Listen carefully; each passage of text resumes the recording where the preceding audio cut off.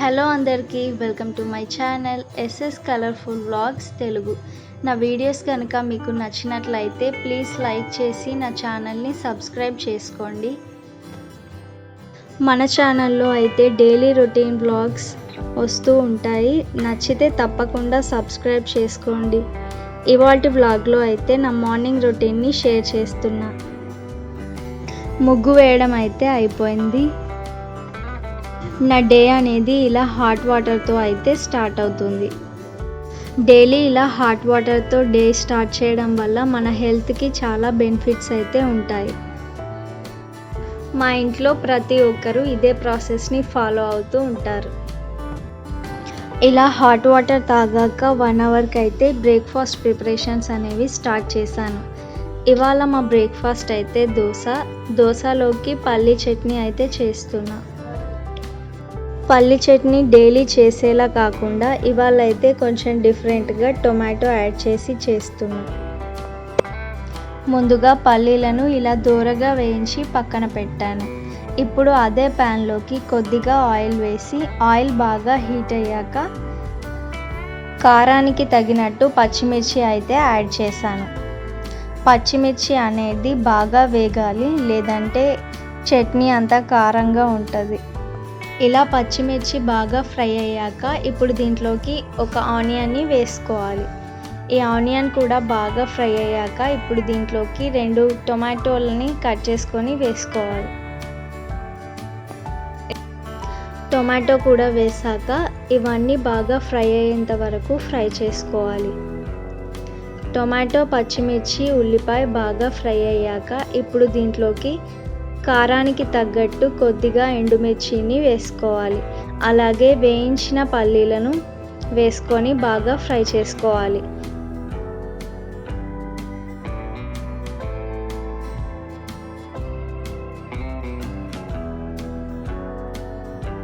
ఇలా బాగా ఫ్రై అయ్యాక ఇప్పుడు దీంట్లోకి కొత్తిమీరను వేసి బాగా ఫ్రై చేసుకోవాలి. వెల్లుల్లిపాయల్ని కూడా యాడ్ చేసుకొని బాగా మిక్స్ చేసుకోవాలి. ఇప్పుడు వీటిని బాగా చల్లారాక మిక్సీ చేసుకోవాలి. మిక్సీ జార్లోకి జీలకర్ర పొడి, ఉప్పు, అలాగే కొద్దిగా పంచదార, వేయించి చల్లార్చుకున్న ఈ మిశ్రమాన్ని వేసి మిక్సీ చేసుకోవాలి. ఇప్పుడు ఈ చట్నీకి పోపు పెట్టుకోవడానికి అదే ప్యాన్లోకి ఆయిల్ వేసి ఆవాలు, జీలకర్ర, కరివేపాకు వేసి ఈ చట్నీని అంతా దాంట్లోకి వేయాలి. అంతే, టొమాటో పల్లి చట్నీ అయితే రెడీ అవుతుంది. ఇక్కడ ఈ చట్నీలోకి కాంబినేషన్ అయితే మా ఇంట్లో దోశ అయితే వేశాను. ఇలా దోశ పల్లి చట్నీని అయితే మా ఇంట్లో వాళ్ళందరూ చాలా ఇష్టంగా తిన్నాము.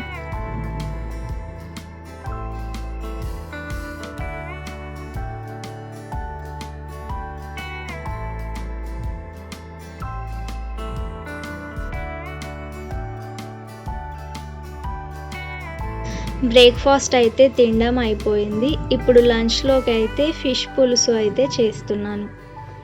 ఫిష్ పులుసుని సింపుల్గా ఎలా చేసుకోవాలో చూసేయండి. చేపల పులుసు చేసుకోవడానికి ముందే చింతపండుని నానబెట్టుకోవాలి. అలాగే 2 ఉల్లిపాయల్ని ఇలా పేస్ట్గా చేసి పక్కన పెట్టాలి. ఇప్పుడు ఒక కడాయిలో ఆయిల్ వేసి ఆయిల్ బాగా హీట్ అయ్యాక ముందుగా పేస్ట్ చేసి పెట్టుకున్న ఉల్లిపాయలు, అలాగే అల్లం వెల్లుల్లి పేస్ట్ వేసి ఇలా గోల్డెన్ బ్రౌన్ వచ్చేదాకా ఫ్రై చేసుకోవాలి. ఇలా గోల్డెన్ బ్రౌన్ వచ్చాక ఇప్పుడు దాంట్లోకి పసుపు వేసుకోవాలి. పసుపు కూడా వేసి ఇలా బాగా ఫ్రై చేశాక ఇప్పుడు దీంట్లోకి మసాలాలన్నింటినీ యాడ్ చేసుకోవాలి. మన కారానికి తగ్గట్టుగా కారం, అలాగే ధనియాల పొడి, కొబ్బరి పొడి, ఫిష్ పులుసు మసాలా అంటే ధనియాలు, జీలకర్ర, మెంతులు కలిపి చేసిన పౌడర్, ఇవన్నీ వేసి బాగా ఫ్రై చేసుకోవాలి. ఈ మసాలాలన్నీ ఆయిల్లో బాగా ఫ్రై అయ్యాక ఇప్పుడు ముందుగా నానబెట్టిన చింతపండు నుండి గుజ్జుని తీసి దీంట్లోకి వేసుకోవాలి. మీకు పులుసు అనేది ఎలా కావాలో దాన్ని బట్టి చింతపండు రసం అయితే యాడ్ చేసుకోవాలి. ఇలా చింతపండు రసం వేసాక పులుసునైతే బాగా మరిగించాలి.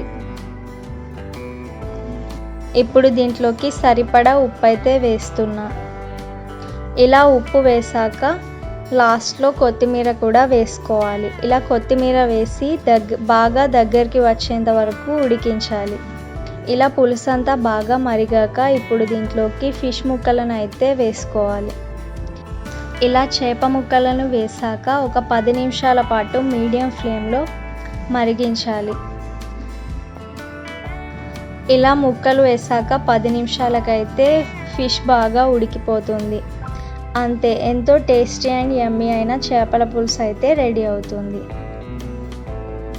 ఇలాంటి రెసిపీస్ మరిన్ని చూడడానికి మన ఛానల్ని అయితే తప్పకుండా సబ్స్క్రైబ్ చేసుకోండి.